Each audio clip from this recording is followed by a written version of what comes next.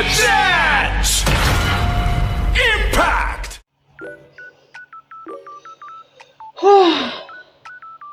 Yaudahlah, meskipun bahasan episode berikutnya mungkin bakal libur karena memang ada libur tahun baru, jadi aku bahas sekarang aja. Oke, bismillahirrahmanirrahim. Assalamualaikum warahmatullahi wabarakatuh. Kembali lagi channel perasaan dasar pasar 2. Ya, sudah aku bilang tadi, ini aku masih kasih pengumuman di awal aja dulu untuk sekarang. Kalau penayangan Kamar Densetsu episode 16 alias awal dari arc 2 itu bakal tayang nanti tanggal 4 Januari 2026. Jadi tanggal 28 Desember nggak akan ada Kamar Densetsu karena libur tahun baru. Ini nggak cuma Kamar Densetsu doang libur, Gojujin pun juga libur soalnya di minggu ini. Jadi ya selamat liburannya untuk bagi yang mau liburan Natal dan tahun baru lah ya. Jadi langsung aja aku bahas lah sama bahasa-bahasa Kamar Densetsu episode 16. Dan ya ini bisa dibilang apa ya, melanjutkan dari aksinya Baku setelah dia dikasih warning sama Odaka Kensei kemarin ya, perihal konspirasi Koda. Nggak pakai basa-basi, dia langsung tanya ke Komandan Zero dong. Jadi bener-bener nggak ada kayak ragu-ragu atau gimana, dia langsung tanya loh ke Komandan Zero perihal kode itu kayak gimana, terus juga kenapa kode itu memanfaatkan para agentnya dengan cara seperti yang dikatakan sama Odaka Kensei. Itu ditanyain semua ke Komandan Zero loh. Dan Komandan Zero yang awalnya kalem masih jawabnya ya bahkan jawab pakai bahasa Inggris. Akhirnya ya udah dia menjawabkan secara gamblang pakai bahasa Jepang. Jadi ya ini pakai catatan ini dia jelaskan dalam mimpi. Jadi malah agak aneh aja dilihat Komandan Zero ngomong pakai bahasa Jepang dalam mimpi. Karena kan biasanya dia ngomong bahasa Inggris kalau dalam mimpi. Tapi ya intinya terlepas dari itu ya, semuanya itu dijelaskan sama si Komandan Zero, termasuk asal usulnya si Odaka Kensei atau si Nox yang adalah mantan agentnya si Kode, yaitu agent yang dengan namanya itu Kode number 4. Bahkan sampai ditunjukkan juga loh cincinnya si Odaka Kensei ke si Baku. Cuma ya di sini ya ini si Komandan Zero bilang kalau Baku jangan sampai termakan omongannya si Nox. Dia juga mengatakan kalau memang sebagai dalam dunia misi seorang agent itu ya memang pasti ada kalanya menggunakan cara-cara yang agak kotor, seperti dan bahkan juga kayak menomorsekiankan nyawa para agentnya demi kesuksesan misi. Itu memang adalah sisi gelap dari dunia agent yang selama ini dilakukan sama Kode. Jadi ya memang bisa dibilang Kode ini memang mereka lebih memprioritaskan misinya berhasil, meskipun ya mereka harus mengorbankan para agentnya. Jadi ya jadi bilang benar-benar dijelaskan secara gamblang loh sama si Komandan Zero di sini. Tapi di sini ya dibalas sama Baku kalau Baku itu selama ini kan dia itu menganggap kalau mengagumi seorang agent itu karena dia itu suka dengan caranya mereka itu menyelesaikan masalah dengan cara yang satu dan berkelas kan, dengan cara yang kalem, berkelas, dan juga dia menghanyutkan kayak gitu. Nah cara agent seperti itu lah namanya Baku kagumi selama ini. Makanya dia itu ingin menyelesaikan menyelamatkan dunia dengan cara yang sangat nyekul dan berkelas. Jadi yang bisa dibilang ya dia itu punya pemikiran sendiri gitu ya, sebagai seorang agent yang nggak benar-benar terpaku sama pemikirannya organisasi Kode. Anggap aja bisa dibilang ya ini bentuk kemantapan hatinya dia, dan karena bisa dibilang ketetapan hatinya dia udah benar-benar teguh banget di sini ya. Makanya di sini akhirnya waktu si Baku nyoba ngegacha di caption dropper, dia langsung dapet semua caption. Jadi ya memang sih kan ada yang bilang kan Komandan Zero bilang kalau si caption dropper tuh nggak bisa ngelawan semua sekaligus kan. Tapi kalau di sini Baku bisa dibilang kemana-mana hatinya udah sekuat itu ya, dia bisa ngebaca banyak caption sekaligus. Dan literally semua caption utama yang sebelumnya hilang entah karena ulahnya si Odaka Kensei balik lagi, mulai dari fisikan, terus juga transform, wing, teknolom, kemudian ya teknolom, terus machinery, terus projection, recovery, Barrier dan juga si ini Wonder semuanya balik lagi seperti semula. Kalau si Gravity kan nggak termasuk karena sama Gravity bisa dibilang capsule-nya masih bekas masih normal-normal aja. Jadi bisa dibilang si Baku punya total 11 capsule sekarang kalau termasuk plasma termasuk dihitung. Dan melihat Baku yang bisa dibilang udah benar-benar kemataman hati udah sekuat ini, itu bikin si Zero jadi salut gitu ke Baku karena dia merasa kalau Baku itu jalan pemikirannya itu sama kayak dia. Dan karena sebagai bentuk apresiasi ya ini tanpa basa-basi si Komandan Zero langsung ngasih ini capsule baru lagi ke si Baku, yaitu si booster capsule yang katanya itu adalah sumber energinya si Zero Rider alias bentuk robotnya si Komandan Zero yang katanya nanti bisa dipakai sama Baku untuk mengalahkan si Nox. Meskipun ya kalau dia dari raut wajahnya si Baku ya sepertinya dia punya pemikiran sendiri sih dibandingkan menuruti misinya kode untuk mengalahkan si Odaka Kensei atau Nox. Dan juga di sini juga ada tambahan dari Komandan Zero ya, katanya bilang ke Baku kalau Baku itu jangan sampai terlalu membuat adiknya khawatir. Jadi ya ini ya perihal soal Minami sih, tapi kan si Baku belum tahu kalau Minami itu udah tahu rahasia dia kan. Tapi ya ini di spill dikit lah sama si Komandan Zero soal ini. Dan ada gerakan juga di mana si Baku itu kayak naruh Zetsuphone-nya dia ya di mejanya Komandan Zero. Seperti ini juga memang jadi indikasi ya kalau memang Baku itu nggak mau misinya kan itu diinterupsi sama perintahnya kode. Dia itu mau menyelesaikan misinya itu dengan caranya sendiri. Ya meskipun ya bisa dibilang ya ini juga bikin si Komandan Zero kayak agak cemas ya karena hal ini. Dan makanya saya bilang kalau kamu adalah satu-satunya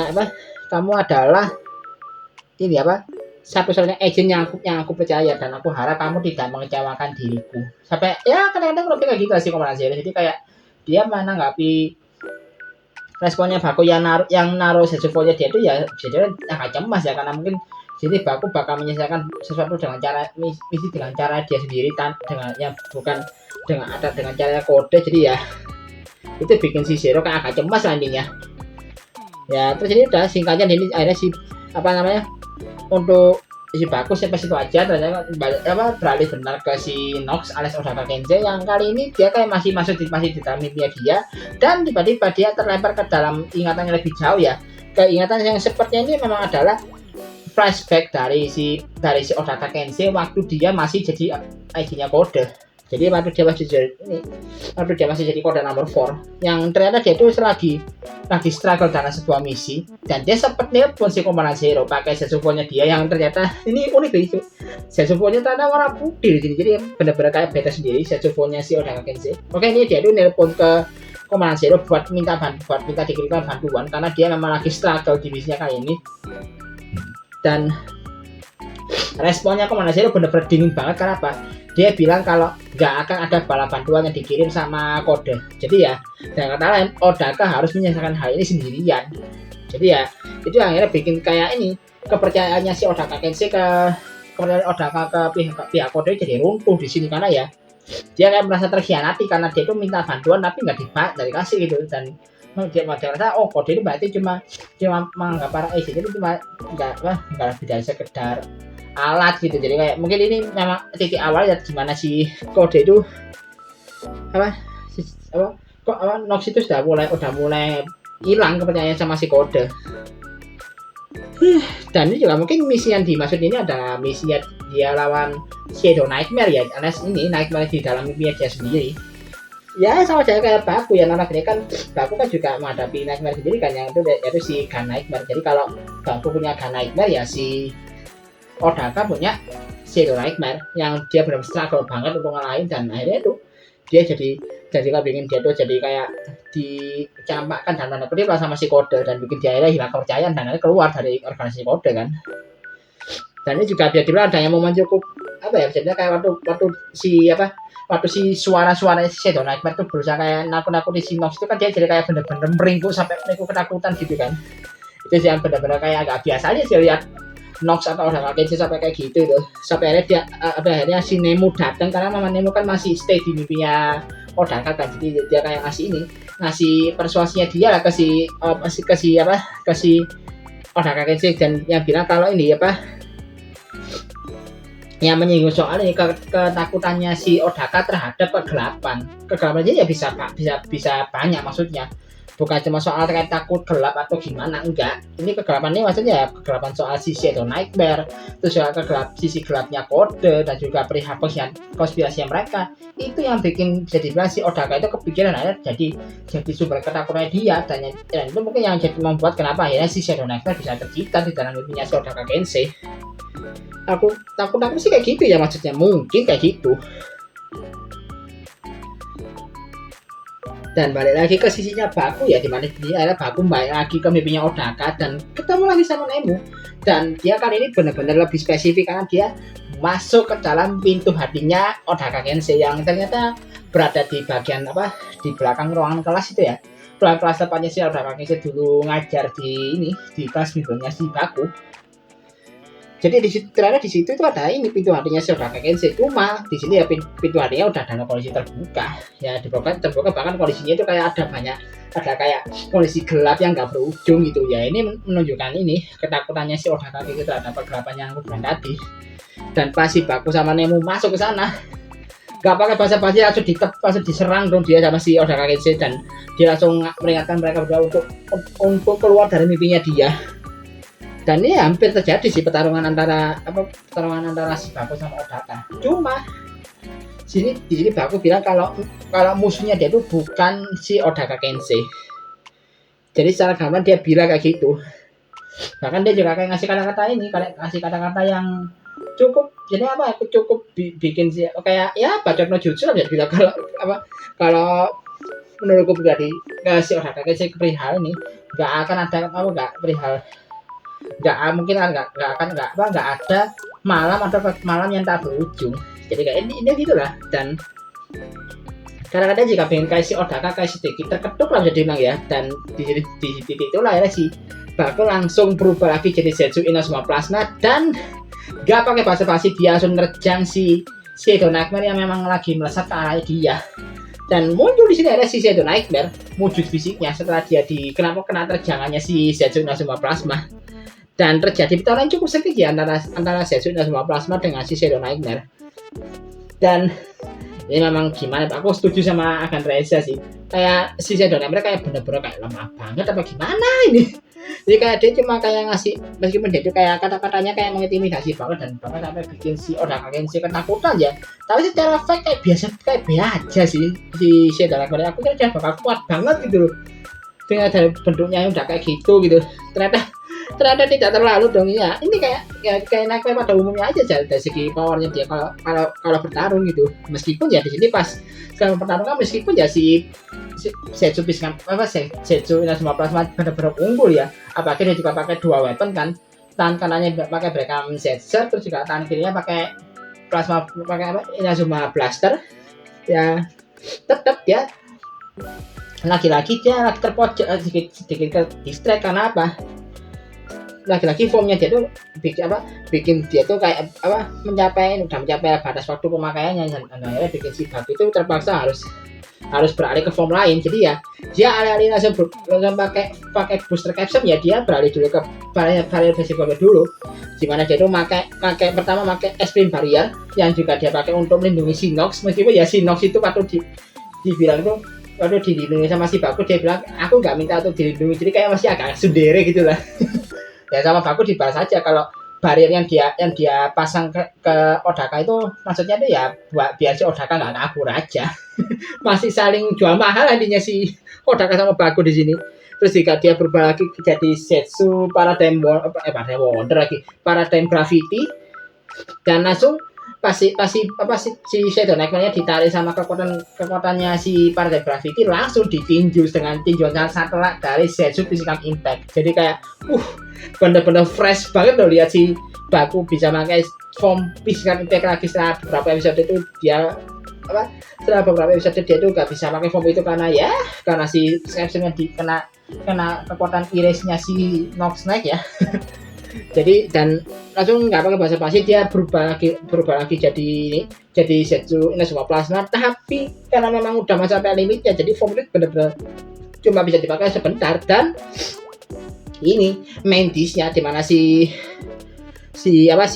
Baku langsung berubah atau pakai booster capsule dan muncul di sini kamar Zetsu Plasma Booster. Jadi langsung muncul gak pakai lama di sini Plasma Booster. Dan ya sequence cukup unik ya, dimana di bagian tangan sama pergelangan kakinya si Zetsu Plasma Booster itu kayak ada efek ngeboost gitu, kayak efek knalpot ngeboost gitu di tangan sama kakinya, yang sebelumnya muncul armor cakar-cakar yang warna pelangi itu. Jadi ya bisa sequence cukup menarik lah ya di sini, apalagi juga suaranya juga cukup catchy menurut suaranya si booster capsule ini. Tapi formnya cuma dipakai bentar, cuma dipakai finishing doang, cuma pakai buat finishing yang finishing cukup epic karena benar-benar kayak finishingnya benar-benar ya ini dimana si formnya Zetsu ini udah mau pakai Inazuma Plasma itu kecepatan sebanding itu, pakai booster capsule lebih cepat lagi. Apalagi juga kan memang si booster capsule ini memang dimaksudkan untuk memperkuat semua formnya Zetsu yang ada sejauh ini kan. Jadi ya kemungkinan besar ini masih kecil kemungkinan sih, cuma ada kemungkinan kalau nantinya mungkin ya untuk form lainnya Kamada Zetsu bisa dipasangi namanya si booster capsule. Jadi ya booster capsule ini terbatas di form Inazuma Plasma aja. Mungkin form lainnya juga bisa dikasih form booster ini ya, mirip-mirip lah kalau di seri lain itu kayak formnya Fire Gachat lah. Yang mereka juga nggak cuma terfokus ke form Steam Hopper doang kan yang bisa pakai form Fire Gachat ini, tapi form lain kayak Apares Keipo sama si Albrecht juga bisa pakai. Jadi mungkin kayak gitu konsepnya. Dan udah sini ya singkatnya si Shadow Nightmare kalah, dan akhirnya udah Nightmare di jalan tuh belakangnya pun hilang di sini. Dan ya di sini juga nggak ada kayak momen-momen mengharukan segala macam ya, dimana sini aku cuma kayak datangi si Odaka dan bilang dan cuma nanya aja, kenapa kamu tuh kayak selalu berusaha membantu diriku. Dan si Odaka bilang ke si Baku, dia itu memang membenci kode, dia benar-benar benci sama organisasi kode, tapi dia nggak membenci para agennya karena dia tahu kalau para agennya cuma korban dari konspirasi kode aja. Dan dia ada sedikit jawabannya agak sendiri ya, dimana si Odaka atau Nox itu bilang kalau dia itu nggak tahan lihat Baku yang kayak pelanggar nggak tahu apa-apa tapi tetap jalankan misi gitu. Makanya dia tuh kayak selalu ngasih warning ke si Baku kan selama ini ya, karena dia nggak gergetan aja lihat si Baku kayak gitu. Jadi kayak agak jual mahal di apa juga ya, si Baku juga ya di belakang itu juga dia ya jawabannya juga jawaban dingin aja sih. Jadi mereka saling meninggalkan jadi masing-masing. Jadi memang masih jual mahal si Baku sama si Nox di sini. Terus si Nox juga membuang cincinnya dia, yang cincin yang ada lingkarannya jadi putar-putar itu dilepas sama terus dibuang sama dia. Yang berarti menunjukkan kalau ini memang sudah jadi akhir perjalanan dia di mimpi yang sangat panjang ini. Bahkan kan juga akhirnya dinyatakan si Odaka akhirnya bangun kan. Jadi ya itu akhirnya itu untuk di bagian udah gitu aja sih. Iya, lupa soal Baku yang akhirnya bangun setelah dia sempat tidur beberapa jam itu, dan akhirnya itu juga kan akhirnya membuat Minami lega karena akhirnya Baku bisa melihat kakaknya Siuman lagi. Dan ya di titik itu juga akhirnya kan Baku pas dia bangun kan dia sempat lihat lemari kamar terbuka kan, dan itu juga ada juga menampilkan Zetsurum tepat di depan matanya. Yang itu ya Baku langsung nyadar kalau si Minami itu akhirnya tahu soal identitasnya sebagai agent dan juga sebagai Kamen Rider. Dan yang suka di sini reaksinya si Minami juga cukup kalem, dan dia cuma bilang jangan lain kali kamu jangan terlalu memaksakan diri ya. Jadi aja bilangnya. Jadi kayak masih dia khawatir tapi dia masih tetap suportif pada kakaknya karena dia tahu kakaknya itu menjalankan tugas besar gitu. Jadi ya ini termasuk development karakter yang bagus bagi Minami. Jadi ya aku salut lah sama Yurakasi karena dia itu bisa bikin karakternya si Minami itu nggak terlalu overprotective banget lah ya, karena ya kan itu karakternya kan Minami kan benar-benar aku tandain banget kan kemarin karena sifatnya terlalu overprotective, dan kali ini dibayar dengan tuntas lah sama si Yurakasi karena dia berhasil menjadikan karakter yang memang tetap memang khawatir. tetap khawatir, tapi dia juga tetap bisa bersikap dewasa dan suportif. Itu poin plus sih bagi Minami. Jadi aku salut lah buat Hirakashi di sini. Terus juga beralih sebenarnya ke sisinya Pak Fujimi sama Nagumo yang masih melanjutkan investigasinya mereka buat nyari Odaka Kensei. Dan pas mereka lagi investigasi ini kan mereka tiba-tiba dikejutkan dengan fenomena petir lagi kan. Dan pas mereka fenomena petir ini langsung mereka datangi sumber dari lokasi yang tepat berada di bawahnya si sambaran petir tadi. Dan mereka sampai di sebuah kayak semacam tempat perkemahan juga, kayak kabin perkemahan gitu. Dan mereka sampai di sebuah kabin yang kayak terlihat seperti ada bariernya. Dan pas mereka masuk ke sana udah nggak pakai basa-basi, mereka langsung ketemu lagi sama Odaka. Jadi ya ini adalah kali pertama si Pak Fujimi ketemu sama Odaka Kensei setelah hampir beberapa tahun ya, 3 tahun ya. Mereka nggak pernah ketemu. Jadi udah lama banget mereka ketemu, tapi bukan jadi pertemuan mengharukan karena di ini Odaka langsung nodong pistol ke punggungnya si Pak Fujimi kan. Dan dia bilang kalau dia itu masih ada hal yang harus dia lakukan. Makanya dia kan sikapnya kayak dingin banget terus ke si Pak Fujimi, karena dia adalah mantan rekan kerja di kepolisian. Dan dia langsung nodong pistol juga ke si Nagumo yang masuk setelahnya. Dan dia langsung masuk ke sebuah pintu, dan langsung pintunya itu kayak dikunci pakai captionnya dia.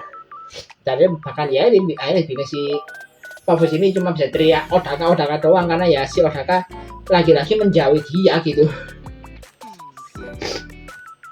Dan ternyata ini si Odaka itu pergi ke sebuah tempat yang ini nggak tahu tempatnya ada di mana, mungkin sama kayak Setsurum, yaitu ada di antara mimpi dan dunia nyata. Tapi benernya ini kayak semacam mungkin agaknya kayak Setsu, agaknya kayak sebuah taman ya, mungkin Setsu Garden atau apa gitu namanya. Itu pakai sebuah taman bunga yang sangat luas yang dia ada buruan kerowak yang kayak biasanya itu. Terus ada beberapa kupu-kupu nightmare yang juga terbang di sana, dan ada sebuah bangunan di sana, di dalamnya itu ada sosok yang sama Odaka Kensei dipanggil dengan nama The Lady. Dan dia juga si Nox kan juga pakai Odaka itu juga outfitnya kan ya, jadi outfit yang serba hitam itu yang kalau nggak salah sempat bocor sempat bocor kemarin di promosi video kalau di server Brasil itu sempat ada itu si penampilannya si Odaka Kensei yang pakai blazer serba hitam gitu, itu ada di sini dipakai. Dan dia juga kayak kelihatan lagi mengambil sebuah item kayak semacam bola-bola putih yang ada di meja gitu. Ya seperti itu kayak blank caption ya, karena secara bentuk seperti itu adalah captionnya nanti bakal dipakai sama dia buat jadi kamera dan Nox ya, karena masih ada kayak semacam sendinya gitu yang notabene kan memang captionnya kamera dan Nox bisa dibuka kan ya, mungkin itu. Cuma nih captionnya masih blank aja, jadi kayak blank caption biasa gitu. Dan pas dia ngobrol sama si sosok The Lady ini ya, ini yang terjadi. Dia kayak disambut sama The Lady dengan sambutannya sangat kalem. Lalu juga kan si Odaka juga udah lama terjebak dalam mimpinya kan. Dan kayak si The Lady kayak kasih ucapan cukup puitis ya di sini. Perihal kupu-kupu dan mimpi lah intinya. Ini nggak salah namanya ada referensi dari puisi dari seorang tokoh sejarah dari Cina ya masalahnya. Nah puisinya aku lupa nama siapa tokoh sejarahnya. Pokoknya ada ya kata-kata yang menyambung soal perbedaan antara realita dan mimpi lah jadi bilang. Dan dia bilang juga dia itu punya tujuan langsung mengatakan tujuannya dia yaitu adalah menciptakan dunia yang damai tanpa kehadiran eksistensi kode organisasi kode. Jadi ya mungkin dari kata-katanya ya bisa disimpulkan kalau sepertinya The Lady ini bakal jadi antagonis utama setidaknya untuk act kedua nanti. Jadi ya ya meskipun di sini jika Odaka sudah seperti itu ya, dia masih belum benar-benar join sama kubunya Baku, dia masih jadi rivalnya Baku sebagai meskipun nanti dia jadi kamera Nox ya.